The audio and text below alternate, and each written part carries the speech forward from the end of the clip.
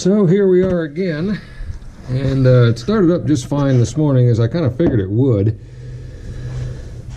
because my guess is the fuel pump has cooled off, because that was the longest drive I had taken it on in quite some time. And it had a it's got, of course, 3/4 of a tank in it, so I'm gonna have to drain all that. And I've got the key on right now, and I'm gonna see if I can trigger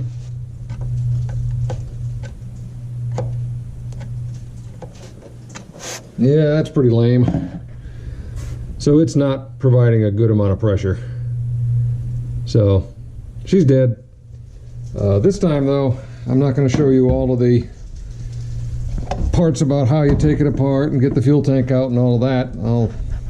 I'll link that up in the description somewhere, or I'll link that up here if you want to click on that and go take a look and see how you get all the parts out and the fuel filter and all the lines disconnected. Yeah, I'll show you my other video for that, because they're basically the same. But on this one here, I did get just the insert pump rather than the entire assembly, because it's about $100 cheaper. And so I'm going to be rebuilding the existing unit, and that, when I get to it, I will show you. So now we're going to start draining the tank. So here it is, out of the tank, just like we saw last time. This still all works except for the pump, so we're just going to change that out. Got the new pump. Oh wow, gaskets, hoses, wires, clips. Neat. Comes with a whole bunch of stuff. And of course, to keep your warranty intact, got to have a new strainer for the bottom of it. If you don't have that, they won't honor the warranty with the pump. Of course, they're proud of that. $90, $23.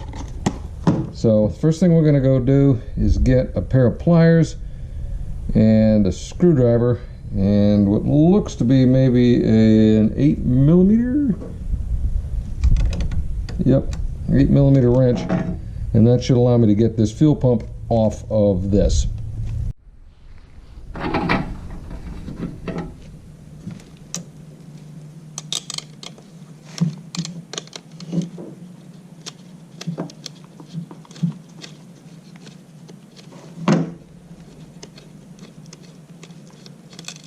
Okay, so first we'll pull our strap.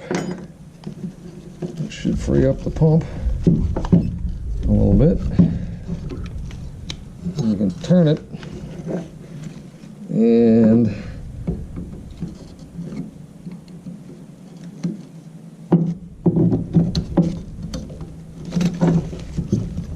disconnect the wire.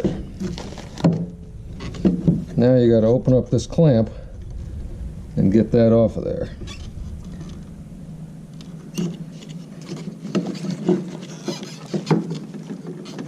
Those clamps are tight. Those clamps are serious because they're one-time use. So, be right back.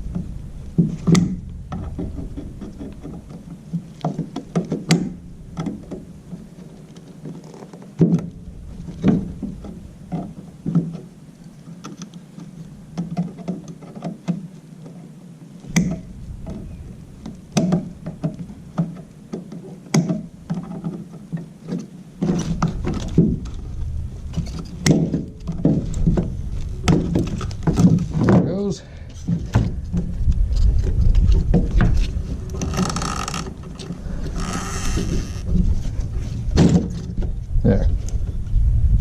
Garbage. And we still got our fuel sender, our plug, and now we can start figuring out how to put all of this back, how to put all of this together. Because you want to end up having it look just like it did.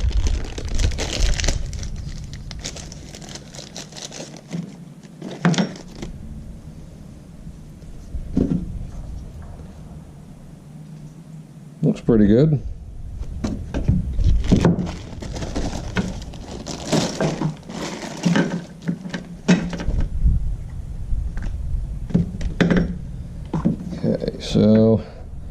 This is a universal kind of kit, so it looks like this bigger one is the one that was on it. So that's the one we're going to put on it.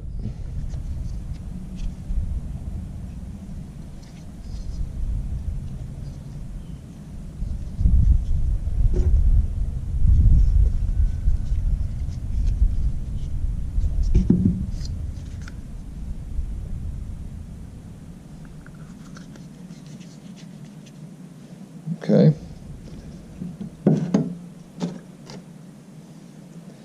And we need to go get a razor so I can cut my hose to length, because we need to match this hose to the old one. So, be right back.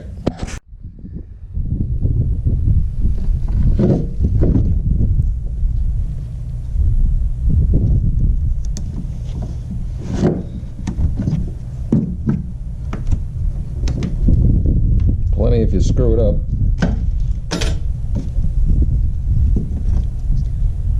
So then we can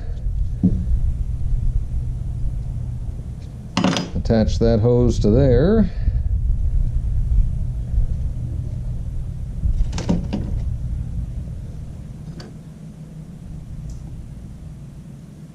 Put the hose clamps on it. As you can see, these are standard style hose clamps. You can slide it in and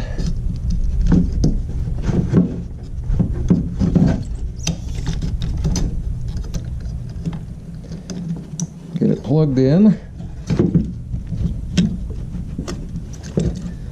Get her in the correct orientation. Tighten up the clamps.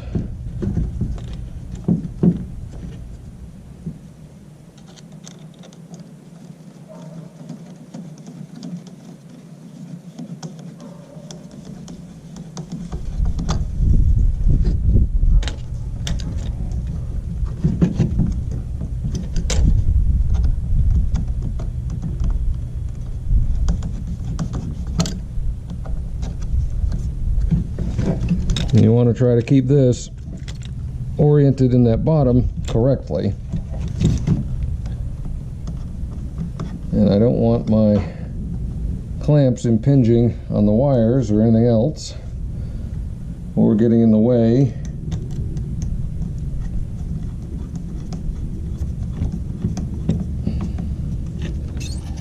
of the fuel level sender.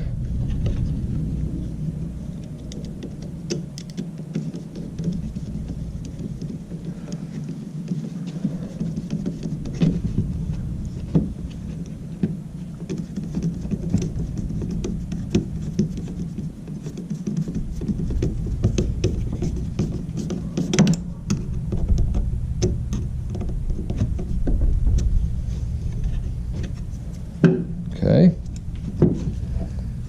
looking good. Now we can put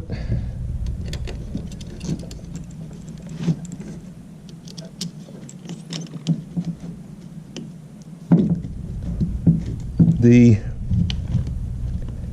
strap back in.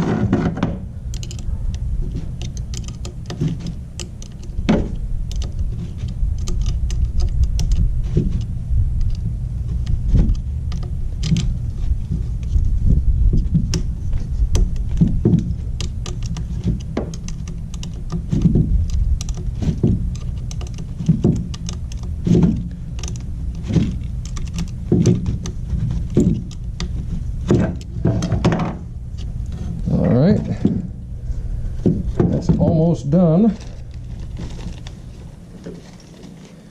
It actually came with a new wire. If there was, sometimes it needs an adapter. This one didn't. It plugged right in.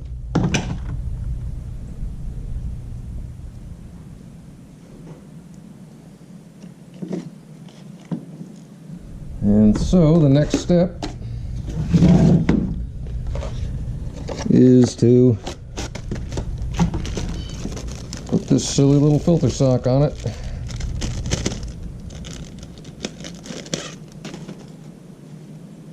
Little plug in there.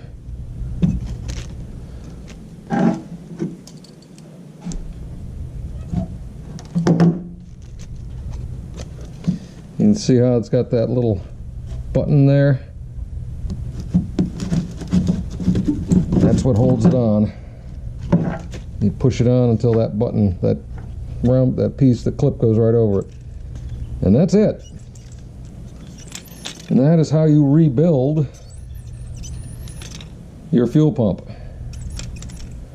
So now we're going to set it back in the tank, put everything back in the car, and see if we got fuel pressure. And we're running. We got good fuel pressure at the rail. I don't believe I have any leaks other than where I spilled it pouring it into the tank.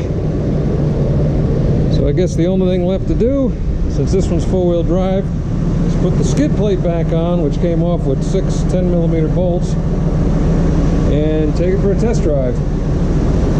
So hopefully we're done with this one again for a little bit. But anyway, that's the procedure for rebuilding your fuel pump rather than replacing it. So I'll put links to the tools I used and the parts in my Amazon affiliates page, which you can find linked in the description. Anything you all purchase through there goes to support the channel. I really do appreciate it. So I hope this was helpful to you all, and Happy New Year.